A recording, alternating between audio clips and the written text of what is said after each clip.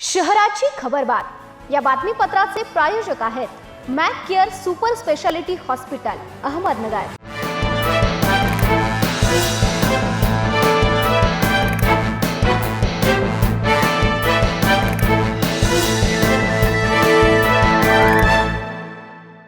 प्रेक्षको नमस्कार, मी निर्जला। न्यूज 24 सह्याद्री मध्ये तुमचं स्वागत। तर पाहूयात अहिल्यानगर शहरातील महत्त्वपूर्ण बातम्यांचा आढावा शहराची खबरबात मध्ये। दुसऱ्यांचं भांडण मिटवण्याच्या कारणावरून चौघांनी एका कुटुंबाच्या घरी जाऊन शिवीगाळ करीत घरातील सदस्यांना मारहाण केल्याची घटना केडगाव परिसरातील दूधसागर सोसायटी येथे मंगळवारी घडली आहे। या मारहाणीत कुटुंब प्रमुखासह त्यांच्या 2 मुलांना दुखापत झाली असून या प्रकरणी कोतवाली पोलिसांनी चौघांविरुद्ध गुन्हा दाखल केलाय। याबाबत मोहन गंगाराम पवार यांनी फिर्याद दिली आहे। त्यानुसार गजानन पवार, दत्तू रामदास कुऱ्हाडे, सपना विजय कुऱ्हाडे आणि राजू लक्ष्मण शिंदे यांच्या विरुद्ध गुन्हा दाखल करण्यात आलाय।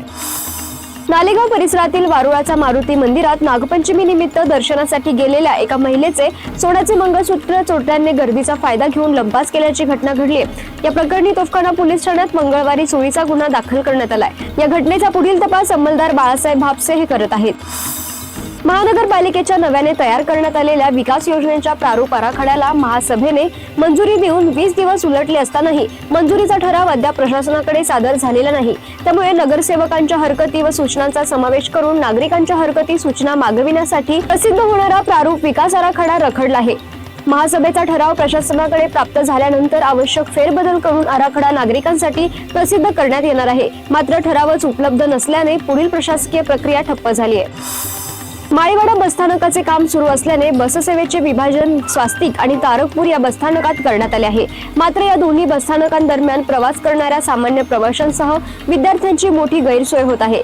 स्वास्तिकहून तारकपूरला जाण्यासाठी मोजक्याच लोकल बस उपलब्ध असल्याने प्रवाशांना लांब पल्ल्यांच्या बसवर अवलंबून राहावे लागत आहे। मात्र या बसमध्ये बसण्यास चालक व वाहकांकडून मज्जाव केला जात असल्याच्या तक्रारी प्रवाशांनी केल्या आहेत। त्यामुळे विद्यार्थी आणि सामान्य प्रवाशांची अक्षरशः फरफट होत असून एसटी प्रशासनाने तातडीने योग्य बस सेवा उपलब्ध करून देण्याची मागणी होत आहे। फिरोदिया शिवाजी अकॅडमी आयोजित 8व्या आंतरशालेय फुटबॉल स्पर्धेत मंगळवारी अहमदनगर महाविद्यालयाच्या मैदानावर झालेल्या उपांत्यपूर्व फेरीतील दोन्ही सामन्यांमध्ये फुटबॉलचा थरार अनुभवायला मिळाला। 12 वर्षाखालील मुलांच्या गटात सेंट मायकल स्कूलने आयकॉन पब्लिक स्कूलला 1-0 असा पराभव करत विजयी आगेकूच केली आहे। तर 14 वर्षाखालील मुलांच्या गटात सेंट मायकल स्कूलने आर्मी पब्लिक स्कूलला ट्रायबेकर मध्ये 4-3 असे नमवत आणखी एक दिमाखदार विजय नोंदविलाय। शहराची खबरबात मध्ये आपण इथेच थांबतोय। मात्र तुम्ही पाहत राहा न्यूज 24 सह्याद्री।